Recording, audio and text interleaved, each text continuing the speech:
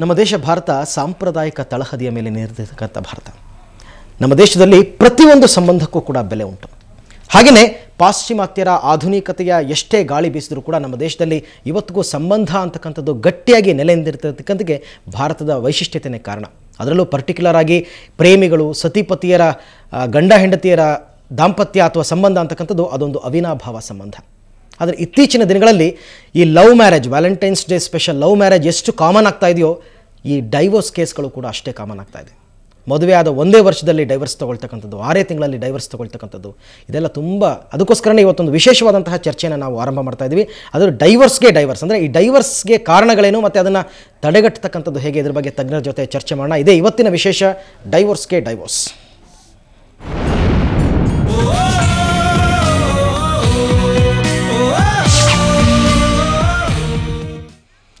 So ಈ ಬಗ್ಗೆ ಚರ್ಚೆ ಮಾಡೋದಕ್ಕೆ ಇಬ್ಬರು ತಜ್ಞರು ಇವತ್ತು ನಮ್ಮ ಜೊತೆ ನಮ್ಮ ಸ್ಟುಡಿಯೋದಲ್ಲಿದ್ದಾರೆ. ಮೊದಲನೇದಾಗಿ ಡಾಕ್ಟರ್ ವಿಜಯಲಕ್ಷ್ಮಿ ಬಾಳೆಕುಂದ್ರಿ ಅವರು, ಖ್ಯಾತ ವೈದ್ಯರು, ಅಂಕಣಕಾರ್ತಿ, ಲೇಖಕಿ, ಸಮಾಜ ಸೇವಕಿ ನಮ್ಮ ಜೊತೆ ಇದ್ದಾರೆ. ಮೇಡಮ್, ತಮಗೆ ಕಾರ್ಯಕ್ರಮಕ್ಕೆ ಸ್ವಾಗತ. ನಮಸ್ಕಾರ. ಹಾಗೆಯೇ ಪ್ರೊಫೆಸರ್ ಪುತ್ತೂರಾಯರು ನಮ್ಮ ಜೊತೆ ಇದ್ದಾರೆ. ಅವರು ಕೂಡ ಶಿಕ್ಷಣ ತಜ್ಞರು, ಖ್ಯಾತ ಮಾತುಗಾರರು ಅಂತಕ್ಕಂಥದ್ದು ಹೆಚ್ಚು ಸೂಕ್ತ ಅಂತ ಅನ್ಸುತ್ತೆ. ನಿಮಗೂ ಕೂಡ ಕಾರ್ಯಕ್ರಮಕ್ಕೆ ಸ್ವಾಗತ. ಮೇಡಮ್, ಮೊದಲಿಗೆ ನಿಮ್ಮ ವೈಯಕ್ತಿಕ ಅಭಿಪ್ರಾಯಗಳು. ಅಂದರೆ ಇತ್ತೀಚಿನ ದಿನಗಳಲ್ಲಿ ನಾನು ಈಗಾಗಲೇ ಹೇಳಿದಂತೆ ಪ್ರೇಮ ವಿವಾಹಗಳು ತುಂಬ ಜಾಸ್ತಿ ಆಗ್ತಾ ಇದೆ. ಇತ್ತೀಚೆಗೆ ಪೋಷಕರು ಕೂಡ ಅದಕ್ಕೆ ಸಮ್ಮತಿಯನ್ನು ಸೂಚಿಸ್ತಾ ಇದ್ದಾರೆ. ಎಷ್ಟು ಜಾಸ್ತಿ ಆಗ್ತಾ ಇದೆ ಈ ಪ್ರೇಮ ವಿವಾಹಗಳು, ಈ ಪ್ರೇಮ ವೈಫಲ್ಯಗಳು ಅಥವಾ ಡಿವೋರ್ಸ್ ಅಂತಕ್ಕಂಥದ್ದು, ದಾಂಪತ್ಯ ವೈಫಲ್ಯ ಅಂತ ಹೇಳ್ತಾರೆ, ಅದು ಕೂಡ ಜಾಸ್ತಿ ಆಗ್ತಾ ಇದೆ. ಇದಕ್ಕೆ ನಿಮ್ಮ ವೈಯಕ್ತಿಕ ಅಭಿಪ್ರಾಯ ಏನು ಹೇಳ್ತೀರಾ? ವೈಯಕ್ತಿಕವಾಗಿ ನಾನು ಹೇಳೋದಂದ್ರೆ, ಒಂದು ಕಾಲಕ್ಕೆ ಮದುವೆ ಅನ್ನೋದು 2 ವ್ಯಕ್ತಿಗಳ ಮಧ್ಯಕ್ಕಲ್ಲ, 2 ಕುಟುಂಬ, 2 ಊರುಗಳ ಮಧ್ಯಕ್ಕೆ ಇರೋದು. ಹಾಗಾಗಿ ಸಂಭ್ರಮ, ಸಂತೋಷ ಅದು ಅತಿರೇಕ ಇರ್ತಾ ಇತ್ತು. ಅದು 5-5 ದಿನ ಸಂಭ್ರಮ ಪಡ್ತಾ ಇದ್ರು. ಆಮೇಲೆ 7 ಜನ್ಮನೂ ಒಟ್ಟಿಗೆ ಇರುವಂಥ ಒಂದು ಆಸೆ ಹೊತ್ತಿರ್ತಾ ಇದ್ರು. ಆಮೇಲೆ ಪ್ರೇಮ ವಿವಾಹ ಬಂತು. ನಂದು ಪ್ರೇಮ ವಿವಾಹನೇ. ಆದರೆ ಆಗಿನ ಕಾಲದಲ್ಲಿ ತಮ್ಮ ಮಕ್ಕಳನ್ನ ಉತ್ತಮ ಗೃಹಿಣಿಯಾಗಿ ಮಾಡೋಕ್ಕೋಸ್ಕರ ತಂದೆ ತಾಯಿ, ಅಜ್ಜ ಅಜ್ಜಿ ಆ ಹುಡುಗಿಯನ್ನ ರೆಡಿ ಮಾಡೋರು. ಅಂದ್ರೆ ಮುಂದೆ ಅವಳು ಗಂಡನ ಮನೆಗೆ ಹೋದಲ್ಲಿ ಅಲ್ಲಿ ಉತ್ತಮ ನಡತೆಯಿಂದ ಇದ್ದು ಈ ತವರು ಮನೆಗೆ ಒಳ್ಳೆ ಹೆಸರು ತರುವಂಥ ಉತ್ತಮವಾದಂಥ ಗೃಹಿಣಿ ಆಗೋ ಎಲ್ಲ ಕ್ವಾಲಿಟಿಗಳನ್ನ ಬೆಳೆಸ್ತಾ ಇದ್ರು. ಆದರೆ ಇತ್ತೀಚೆಗೆ ಏನಾಗಿದೆ ಅಂದರೆ, ತಾಳ್ಮೆ, ಸಹನೆ, ಸಹಕಾರ ಎಲ್ಲ ಬಿಟ್ಬಿಟ್ಟು ನಾನು ನೀನು, ನಾನು ನೀನು ಎಲ್ಲ ನಾನಕ್ಕೆ ಬಂದ್ಬಿಟ್ಟಿದೆ. ಅಂದರೆ ಪಾಶ್ಚಾತ್ಯರಂತೆ ಇವರು ಕೂಡ ಪ್ರೇಮ ವಿವಾಹ ಅಂತಂದ್ರೆ ಪ್ರೀತಿಸಿ ಮಾಡ್ಕೊಳ್ಳೋದು ತಪ್ಪಂತ ನಾನು ಹೇಳ್ತಾ ಇಲ್ಲ. ಆದರೆ ತಂದೆ ತಾಯಿಗಳನ್ನ ಧಿಕ್ಕರಿಸಿ ಅವ್ರನ್ನ ಬಿಟ್ಬಿಟ್ಟು ಇವ್ರು ಹೋದಾಗ ಏನಾಗತ್ತೆ, ಅಕಸ್ಮಾತ್ ಯಾರನ್ನ ನಂಬಿಕೊಂಡು ಬಂದಿರ್ತಾಳಲ್ಲ ಅವನೇನಾದ್ರೂ ಕೈ ಕೊಟ್ಬಿಟ್ರೆ ಯಾರು ಇರೋದಿಲ್ಲ, ದಿಕ್ಕೇ ಇಲ್ಲ ಅನ್ನೋ ಹಾಗ್ಬಿಟ್ಟು ಪೂರ್ತಿ ಅವರು ಆಶಾಸೌಧನೆ ಕಳಚಿ ಬಿದ್ದಾಗ ಆಗೋಗ್ಬಿಡುತ್ತೆ. ಇದರಿಂದ ಇತ್ತೀಚೆಗೆ ಈ ವಿವಾಹ ವಿಚ್ಛೇದನೆಗಳು ಜಾಸ್ತಿ ಆಗ್ತಾ ಇದೆ. ಆಮೇಲೆ ಎಲ್ಲಿ ನಾನು ನಾನು ಅನ್ನೋದು ಬರುತ್ತಲ್ಲ, ನಾ ಬಿಟ್ಟು ನೀ ಅಂತ ಹೇಳುವಂತ ಪರಮಾತ್ಮನಿಗೆ ಅಂತೀವಿ, ಆಧ್ಯಾತ್ಮಕ್ಕೆ ಹೋಗೋದು ಬೇಡ. ಆದ್ರೆ ಇವರು ನಾವು ಅನ್ನೋ ಒಂದು ಪದದಲ್ಲಿ ಒಟ್ಟಿಗೆ ಬಾಳೋದನ್ನ ಕಲ್ತ್ಕೊಂಡ್ಬಿಟ್ರೆ ಇಂಥ ಸಮಸ್ಯೆಗಳು ಬರೋದಿಲ್ಲ. ಅಂದ್ರೆ ಸ್ವಾಭಿಮಾನ ಅಂತ ಹೇಳ್ಬೋದಾ? ಸ್ವಾಭಿಮಾನ ಬೇರೆ, ಸ್ವಾಭಿಮಾನ ಎಲ್ರಿಗೂ ಇರಲೇಬೇಕು. ಆದ್ರೆ ದುರಭಿಮಾನ ಒಳ್ಳೇದಲ್ಲ. ಅವನಿಗಿಂತೂ ನಾನೇನ್ ಕಡಿಮೆ ಅನ್ನೋ ಅಹಂಕಾರ ಬಂದ್ರೆ, ಅವಳನ್ನ ತುಳಿಬೇಕು ಅಂತ ಗಂಡನಿಗೆ ಬಂದ್ರೆ ಅದು ಒಳ್ಳೇದಲ್ಲ. ತಾವೇನು ಹೇಳ್ತೀರಾ?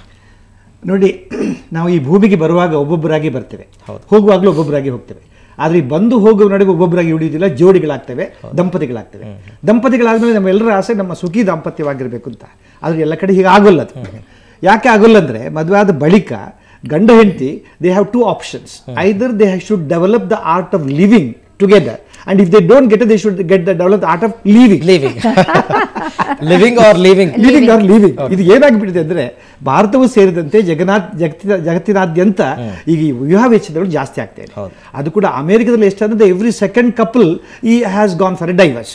ಎಲ್ಲಿವರೆಗೆ ಅಂದ್ರೆ ಒಂದು ತಮಾಷೆ ಮಾತಿದೆ. ಪಾಪ ಇವಳಿಗೂ ಡೈವರ್ಸ್ ಆಗಿತ್ತು, ಅವರಿಗೂ ಡೈವರ್ಸ್ ಆಗಿದ್ದು, ಇವನಿಗೂ ಇವಳ ಹಿಂದಿನ ಗಂಡಲ್ಲಿ ಮಕ್ಕಳಾಗಿದ್ದು, ಇವನಿಗೂ ಇವಳ ಹಿಂದಿನ ಹೆಂಡತಿಯಲ್ಲಿ ಮಕ್ಕಳಾಗಿದ್ದು, ಈಗ ಇವರಿಗೆ ಮಕ್ಕಳಾಗಿದೆ. ಆಗ ಇವಳು ಹೇಳ್ತಾರೆ, look, your children and my children are playing with our children ಅಂತ. ಅಲ್ಲಿವರೆಗೆ ಡೈವರ್ಸ್ ಆಗಿದೆ. ಇಷ್ಟಕ್ಕೂ ನಮ್ಮಲ್ಲಿ ಇನ್ನೂ ಬಂದಿಲ್ಲ. ಆದ್ರೆ ಇದು ನೀವು ಹೇಳಿದ ಪಾಶ್ಚಾತ್ಯ ಗಾಳಿ ಅಲ್ಲ, ಇದು ಬಿರುಗಾಳಿ. ಖಂಡಿತ. ಆಯ್ತು, ಈ ಬಿರುಗಾಳಿ ಏನಾಗಿದೆ, ಸುಂಟ್ರ ಗಾಳಿ ಅಂತ ಹೇಳ್ಬೋದು. ತತ್ತರಿಸಿ ಹೋಗಿದೆ. ಈಗ ಈ ವಿವಾಹ ವಿಚ್ಛೇದ ನಮ್ಮ ಭಾರತೀಯ ಸಂಸ್ಕೃತಿ, ಅದು ಕೂಡ ನಮ್ದು ಸಾಂಸ್ಕೃತಿಕವಾಗಿ ಅತ್ಯಂತ ಬಲಾಢ್ಯವಾದ ದೇಶ.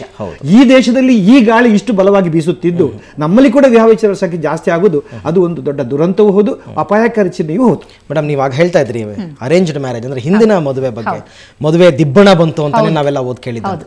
ಆಮೇಲೆ ಆ ಮದುವೆಯ ರೀತಿ ರಿವಾಜ್ಗಳಿತ್ತಲ್ಲ, ಅದು ಭವಿಷ್ಯವನ್ನ ಬಿಂಬಿಸೋ ರೀತಿನಲ್ಲಿ ಇರ್ತಾ ಇತ್ತು. ವರಪೂಜೆ ಅಂತ ಮಾಡ್ತಾ ಇದ್ರು.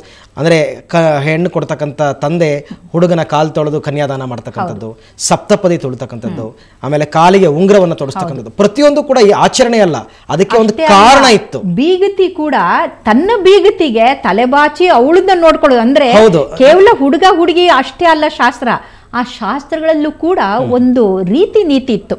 ಅಂದ್ರೆ ಬದುಕೋ ರೀತಿಯನ್ನ ಹೇಳ್ಕೊಡ್ತಾ ಇದ್ರು. ಅಂದ್ರೆ ಸಾಮೂಹಿಕವಾಗಿ ಸ್ವಾರಸ್ಯಕರವಾಗಿ ನಾವು ಬದುಕಬೇಕಾದ್ರೆ, ಸುಖಕರ ಜೀವನ ನಡೆಸಬೇಕಾದ್ರೆ ನಮ್ಮ ಬದುಕಿನಲ್ಲಿ ಸಹಕಾರ ಬಹಳ ಮುಖ್ಯ. ಈಗ ಕೆಲವು ಪೋಷಕರ ಒಂದು ನಿಲುವು ಹೇಗಿದೆ ಅಂತಂದ್ರೆ, ಯಾಕೆ ಸಿಕ್ಕಾಬಟ್ಟೆ ದುಡ್ಡು ಖರ್ಚು ಮಾಡಿ ಇಷ್ಟೆಲ್ಲ ದೂರಿಯಿಂದ ಮದುವೆ ಮಾಡೋದು, ನಿಮ್ ಫ್ಯೂಚರ್ಗೆ ಇಟ್ಕೊಳ್ಳಿ ಅಂತ ಅಂದ್ಬಿಟ್ಟು ರಿಜಿಸ್ಟರ್ಡ್ ಮ್ಯಾರೇಜ್ಗೆ ಒಪ್ಕೊಂಡ್ಬಿಡ್ತಾರೆ. ಇಲ್ಲ, ರಿಜಿಸ್ಟರ್ಡ್ ಮ್ಯಾರೇಜ್ ಮಾಡೋದು ತಪ್ಪು ಅಂತ ನಾನು ಅಂದ್ರೆ ಏನಾಯ್ತು ಅಂದ್ರೆ, ಗಂಡ ಹೆಂಡತಿ ಆಗ್ತಕ್ಕಂಥವ್ರು ಈ ಎಲ್ಲಾ ಮಂತ್ರಗಳ ಮೂಲಕ, ಈ ಒಂದು ಆಚರಣೆಗಳ ಮೂಲಕ ತಿಳ್ಕೊಳ್ಬೇಕಾಗಿತ್ತು. ಪುರೋಹಿತರು ಕೂಡ ಸುಮ್ಮನೆ ಕೂರ್ತಿರ್ಲಿಲ್ಲ. ಈ ಆಚರಣೆ ಏನೇನು ಹೇಳ್ಕೊಡ್ತಿದೆ ಎಲ್ಲ ಹೇಳ್ಕೊಡೋರು ಮೊದಲೆಲ್ಲ. ಈಗ ಅವೆಲ್ಲ ಏನು ಇಲ್ವೇ ಇಲ್ಲ. ಸೊ ಈ ಮಾಡರ್ನೈಸೇಷನ್ ಅಂತಕ್ಕಂಥದ್ದು ಎಲ್ಲವನ್ನೂ ನಾವು ಕಳ್ಕೊಳ್ತಾ ಇದೀವ ಅಂತಕ್ಕಂಥದ್ದು. ಖಂಡಿತ. ನೋಡಿ, ಸಂಸ್ಕೃತಿ ಅಂತಂದರೆ ಒಂದು ಬೀಜ ಬಿತ್ತಿ ಅದನ್ನ ಬೆಳೆದು ಅನ್ನ ಮಾಡಿ ಅದಕ್ಕೆ ಒಗ್ಗರಣೆ ಕೊಟ್ಟು ಇದು ಮಾಡಿದಂಥದ್ದು, ಅಂದರೆ ಸಂಸ್ಕರಣೆಗೊಂಡು ಬಂದಂಥದ್ದು. ಅದನ್ನು ಅನಾದಿ ಕಾಲದಿಂದ ಇದು ಸರಿ ತಪ್ಪದ ವಿವೇಚನೆಯಿಂದ ಅವರು ಈ ರೀತಿ ಮಾಡಿದರೆ ಬದುಕು ಒಳ್ಳೆಯದಾಗತ್ತೆ, ಸುಂದರವಾಗತ್ತೆ, ಸುಖಕರವಾಗತ್ತೆ ಅಂತ ಮಾಡಿದ್ದು. ಆದರೆ ನಾವು ಅದನ್ನೆಲ್ಲ ಗಾಳಿಗೆ ತೂರ್ಬಿಟ್ಟು ಇವಾಗ ನೋಡಿದ ತಕ್ಷಣ ಲವ್ ಇನ್ ಫಸ್ಟ್ ಸೈಟ್ ಅಂತಂದು, ಅದೇನು ಫಸ್ಟ್ ಸೈಟ್ನಲ್ಲೋ ಅಥವಾ ಸೈಟಲ್ಲೇ ಹೂಳೋ ಪರಿಸ್ಥಿತಿ ಬರುತ್ತೋ ಅದು ಆಘಾತಕಾರಿಯಾಗಿದೆ. ಇದು ಲವ್ ಇನ್ ಫಸ್ಟ್ ಸೈಟ್ ಆದರೂ ಕೂಡ ತಂದೆ ತಾಯಿಗಳ ಬೆಂಬಲವಿಲ್ಲದೆ ಮದುವೆ ಮಾಡ್ಕೊಂಡ್ರೆ ಅವ್ರಿಗೆ ಆಘಾತ ತಪ್ಪಿದ್ದಲ್ಲ. ಯಾಕಂದ್ರೆ ಬದುಕಿನಲ್ಲಿ ನಾನು ಒಬ್ಬನೇ ಬದುಕ್ತೀನಿ ಅನ್ನೋದು ಆಗೋದಿಲ್ಲ. ಆದ್ರೆ ಇತ್ತೀಚೆಗೆ ಏನಾಗಿದೆ, ಗಂಡ ಹೆಂಡ್ರು ಇಬ್ರು ದುಡಿತಾ ಇದ್ದಾರೆ. ಇಬ್ರು ದುಡಿತಾ ಇದ್ರಿಂದ ನಮ್ಗೆ ಯಾರೋ ಬೇಡ ಅನ್ನೋ ಪರಿಸ್ಥಿತಿ ಬಂದ್ಬಿಟ್ಟಿದೆ. ನಾವೇ ಸ್ವತಂತ್ರವಾಗಿರ್ಬೇಕಾದ್ರೆ ಈ ಬೇರೆಯವ್ರು ಯಾಕೆ ಬೇಕು ಅಂತ ಅಲ್ಲ, ಈ ವಿಚ್ಛೇದನಕ್ಕೂ ಇದು ಒಂದು ಕಾರಣ ಆಗುತ್ತೆ, ದೊಡ್ಡ ಕಾರಣ. ಅದಕ್ಕೆ ಡಿಂಗ್ಸ್ ಅಂತಾರೆ. ಡಿಂಗ್ಸ್ ಅಂದ್ರೆ ಏನೋ, ಡಬಲ್ ಇನ್ಕಮ್, ನೋ ಕಿಡ್ಸ್.